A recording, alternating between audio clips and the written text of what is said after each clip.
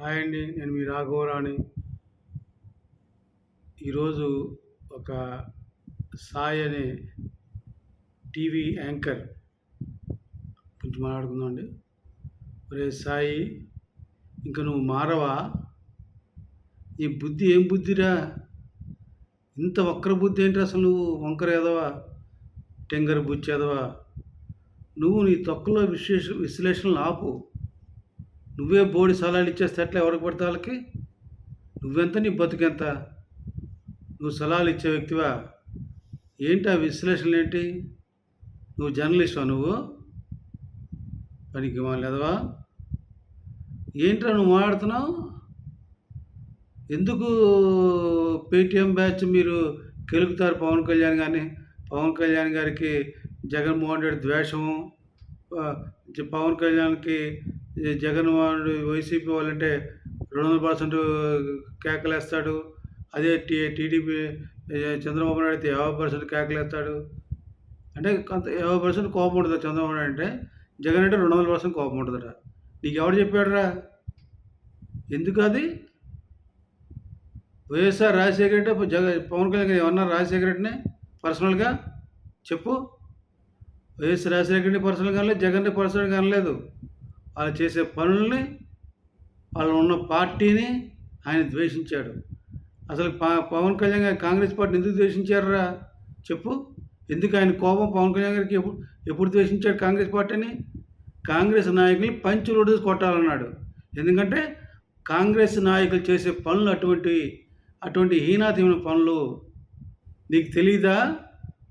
తమ్ముడు 100 days function చేయాలని నిర్మాతలు అంటే వద్దు, ఆ డబ్బులతోటి ఆ 15 లక్షలు 20 లక్షలు ఖర్చు పెట్టి నల్గొండ జిల్లాలో ఫ్లోరోసిస్ బాధితులు ఉన్నారు, వారికి ఆ ఫండ్స్ ఇచ్చి సాయం చేద్దామంటే ఆ నిర్మాతలు అంగీకరిస్తే నల్గొండ జిల్లాకి కొంతమంది తన యొక్క మనుషులు పంపిస్తే వాళ్ళు వచ్చి వాళ్ళకి సాయం చేయడానికి తిరుగుతుంటే కాంగ్రెస్ నాయకులు అడ్డుపడి, వీరు చేసేది ఇక్కడ మాకు, మీరు అసలు రావద్దు, వస్తే తంతామని వాళ్ళని బెదిరించి పంపించేశారు. ఏంటి? ఒక మంచి పని చేయడానికి సహాయం చేయాల్సిన రాజకీయ నాయకులు, ప్రజలకు అండగా ఉండాల్సిన రాజకీయ నాయకులు, ఈ కాంగ్రెస్ నాయకులు సహాయం వాళ్ళు చేయకపోగా చేస్తారన్న పవన్ కళ్యాణ్ గారిని చేయనివ్వకుండా అడ్డుకొని ఆయన ఎంతో బాధపడ్డాడు పవన్ కళ్యాణ్ గారు, అయ్యో చేయలేకపోయినా అని. అటువంటి నీచ నికృష్ట చదువులు ఈ కాంగ్రెస్ నాయకులు. అందుకే కాంగ్రెస్ నాయకులంటే, కాంగ్రెస్ పార్టీ అంటే పవన్ కళ్యాణ్ గారికి కోపం. ఎందుకంటే ప్రజలను మోసం చేస్తున్నారు కాంగ్రెస్ వాళ్ళు, ప్రజలకు సహాయపడలేదని ఆయనకి కోపం. రెండో పాయింట్, ఇది నల్గొండ జిల్లాలో మారుతుంది. రెండోది, పాత బస్తీ నాంపల్లిలో ఉన్న కాంగ్రెస్ పార్టీ ఆఫీస్ పక్కన ఒక పాత బస్తీని రాత్రి ఖాళీ చేయించేస్తే ఆ ఆడపిల్ల స్నానం చేయడం కూడా లేకుండా మొత్తం ఇల్లు పడేస్తే ఆ సామాన్లు బయట పెట్టుకుని వాళ్ళు పడుతున్న కష్టాలు చూసి, ఆ అమ్మాయి పడుతున్న కష్టాలు చూసి చాలా చలించిపోయాడు పవన్ కళ్యాణ్ గారు. ఏంటి దౌర్జన్యం?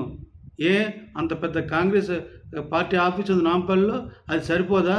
ఈ చిన్న బస్తీ కావాల్సి వచ్చిందా అని చాలా ఆవేశపడ్డాడు పవన్ కళ్యాణ్ గారు. ఇంత నీచమైన వ్యక్తులు కాంగ్రెస్ వ్యక్తులని.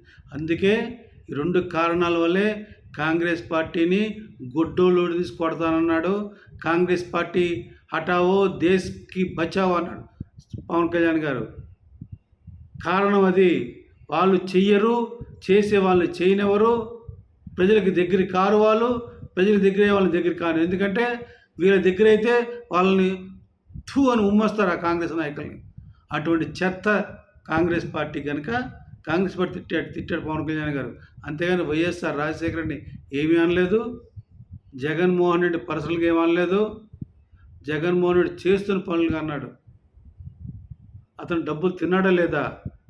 అతను మానసిక రోగే కాదా? ఆయన చేసే పనులు ఎటువంటి పనులు?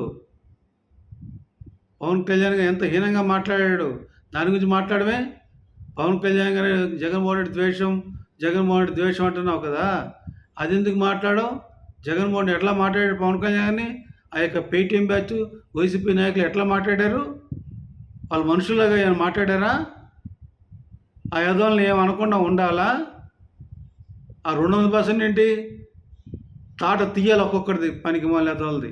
అంత నోటికొచ్చి మాట్లాడారు. అరే సాయి, నేను చెప్తున్నావు కదా, ఇదే నీ నీ ఇంట్లో పిల్లల్ని, నీ ఇంట్లో వాళ్ళని, నీ భార్యని, నీ కూతుర్ని ఇలా అంటే నువ్వు ఆ పవన్ కళ్యాణ్ గారు అంటే మాత్రం నువ్వు ఊరుకుంటావా?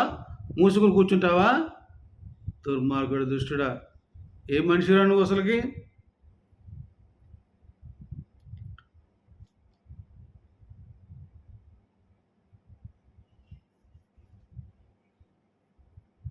నీకు ద్వేషానికి, అసహ్యానికి తేడా తెలియని వ్యక్తి నువ్వు.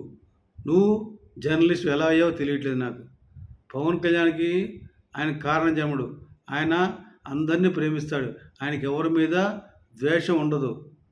ఆయనకి కాంగ్రెస్ పార్టీ అంటే అసహ్యం. వాళ్ళు కాంగ్రెస్ నాయకులు ప్రజలకు మేలు చేసేవాళ్ళు కాదని ఆయన ప్రగాఢంగా నమ్మారు. అందుకు తగ్గట్టు కారణాలు ఉన్నాయి ఆయన నమ్మడానికి. అలాగే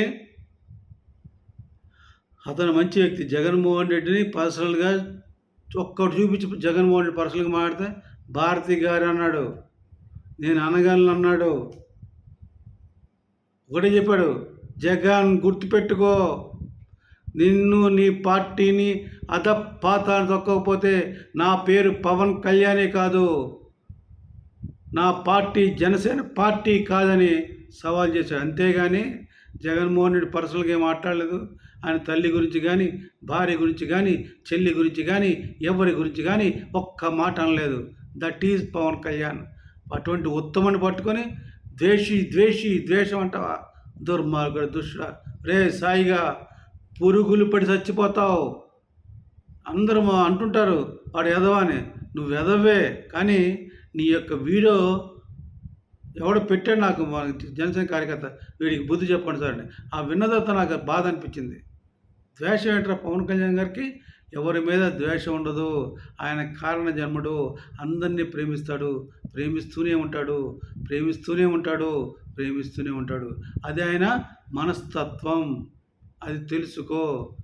ఇంకొకసారి ఇటువంటి అడ్డదిడ్డ విశ్లేషణ చెప్పి ప్రజలను మోసం చేయమాకు, నిన్ను నువ్వు మోసం చేసుకోమాకు. భగవంతుడు నీకు శిక్ష వేస్తాడు, తెలుసుకో. జగన్ను ఎంత ఎదో నువ్వు చెప్పుంటే, అందుకే పవన్ కళ్యాణ్ ఇట్లా అన్నీ ఉంటా అన్నా, ఇంత పర్సెంట్ కోపం అంటే ఒప్పుకుంటాం. జగన్ గురించి ఒక మాట మాట్లాడు.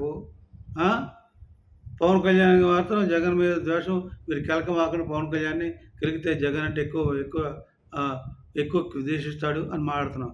తప్పది, కట్ చేసుకో. తిరుపతి గారు గమనించండి, సాయి అనే వ్యక్తి ఎంత నీచుడో నికృష్టుడో మీకు ఇప్పటికి అర్థమయ్యేటది. పవన్ కళ్యాణ్ గారు ద్వేషం అంటున్నాడు. ఆయనకి ఎవరి మీద ద్వేషం లేదండి.